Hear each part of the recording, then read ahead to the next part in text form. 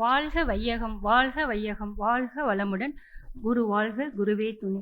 என்னை இந்த உலகிற்கு அறிமுகப்படுத்திய என் தாய் தந்தையரின் பொற்பாதங்களை வணங்கி, என்னையே எனக்கு அறிமுகப்படுத்திய நமது அருள் தந்தை ஆஷான் அவர்களின் பொற்பாதங்களை வணங்கி, உங்களுள்ளும் அவரே இருக்கிறார், என்னுள்ளும் அவரே இருக்கிறார், அவரே சூக்குமாக இருந்தது. இந்த உரையை தொடங்க ஆரம்பிக்கிறேன். பார்த்தீங்கன்னா, நான் 2000 வந்து அருள்நிதி முடித்தேன். சாமிஜி முன்னாடி இந்த அற்புதமான மேடை எனக்கு கிடைத்தது. அதுக்கப்புறம் 24 இயர்ஸ்க்கு அப்புறம் நேற்று வந்து எனக்கு ஒரு எண்ணம் தோணுச்சு, நாம் இன்னைக்கு வந்து அனுபவரை சொல்லணும்னு சொல்லிட்டு திருப்பி இன்னைக்கு நான் வந்திருக்கேன். பார்த்தீங்கன்னா, நமக்கு இந்த 3 நாள் கிளாஸ் எடுத்த ஆசிரியர்கள் மிகவும் அற்புதமாக எடுத்தார்கள்.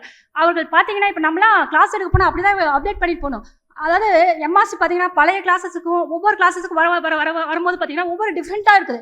அதாவது எக்ஸாம்பிள்ஸும் புதுசாக இருக்குது. அவங்க எப்படி அப்டேட் பண்ணிக்கிறாங்கன்னு பார்த்துக்கணும். அது மாதிரி நம்மளும் அப்டேட் பண்ணிவிட்டு கிளாஸ் எடுக்க போகணும். அப்போ தான் வந்து அன்பர்கள் வந்து அதிகமாக வருவாங்க. நம்ம இங்கே வரும்போது பார்த்தீங்கன்னா, நமது கருமையம் அட்லீஸ்ட் ஒரு 10% தூய்மை பெறுது. ஏன்னா நம்ம மூத்த கிளாஸில் எடுக்கும்போது நமக்கு என்ன ஆகுதுன்னா, அது அவங்க எப்படி பண்ணுறாங்க, கருமையத்தில் போய் பதிகிற மாதிரி கிளாஸஸ் எடுக்கிறாங்க. அது எப்படி தான் எடுக்கிறாங்கன்னு தெரியலைங்க. நம்மளும் அந்த மாதிரி எடுக்கிறதுக்கு கற்றுக்கணும். ஓகேங்களா? அப்புறம் பார்த்தீங்கன்னா, நமது அருள் தந்தையை வந்து முன்ன வந்து கருத்தரங்குன்னு வச்சுருந்தாங்க, இப்போ கவியரங்குன்னு வச்சுருக்காங்க. அப்போ கவியரங்குன்னு நம்ம வைக்கும்போது நம்மளாம் பேராசிரியர் இல்லைங்களா? அப்போ வந்து நம்ம என்ன பண்ணணுங்க, அந்த கவிகளை கேட்டுட்டு அது அர்த்தங்கள் பெறும்போது ஒவ்வொரு ஆசிரியர்களும் ஒவ்வொரு அர்த்தங்கள் அவங்களுக்குள்ள ஊறதை வந்து சொல்லுவாங்க. அப்போ வந்து நமக்கு அது வந்து ஒரு நல்ல வாய்ப்பாக இருக்குது. அடுத்து பார்த்தீங்கன்னா, நமது ஆர்கனைசேஷனில் பார்த்தீங்கன்னா, உணவு கொடுத்தா எப்பயுமே அது எல்லாருமே பேசுகிறது தான் நல்லா அருமையாக இருக்குது. ஆனால் பார்த்தீங்கன்னா, அங்கே ஏதாவது வித்தியாசம் இருக்கா? கிடையாது. மற்ற ஆர்கனைசேஷன் கம்பேர் பண்ணும்போது பார்த்தீங்கன்னா, இங்கே நம்ம ஆர்கனைசேஷனில் எல்லாரும் ஒரே லெவலில் தான் உட்காந்து சாப்பிட்றோம். எல்லாத்துக்கும் ஒரே மாதிரி உணவு.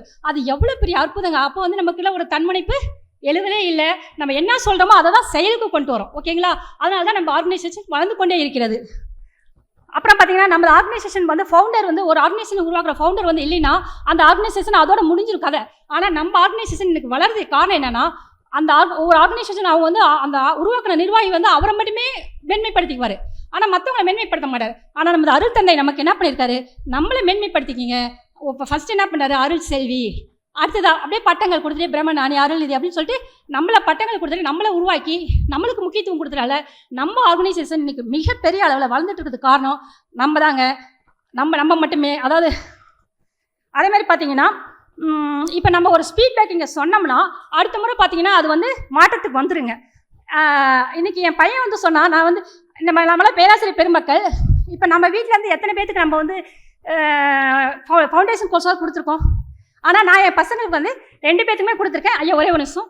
அப்புறம் பார்த்தீங்கன்னா, இப்போ டீ வந்து அவன் சொல்கிறான், அவங்களுக்கு இத்தனை டீ கொடுக்குறாங்க, எப்படிமா ஆர்கனைசேஷன் வேலை செய்யுது அப்படின்னு சொல்லி கேட்குறாங்க. அந்த அளவுக்கு வந்து பசங்க வந்து இது பண்ணுறாங்க. நான் இன்றைக்கி என் பசங்களை கூட்டிட்டு இருக்கேன். ஸ்டூடெண்ட் பச்சு எடுத்துருக்கோம். இப்போ என் பையனை வந்திருக்கான். வாழ்க வளமுடன், வாழ்க வளமுடன்.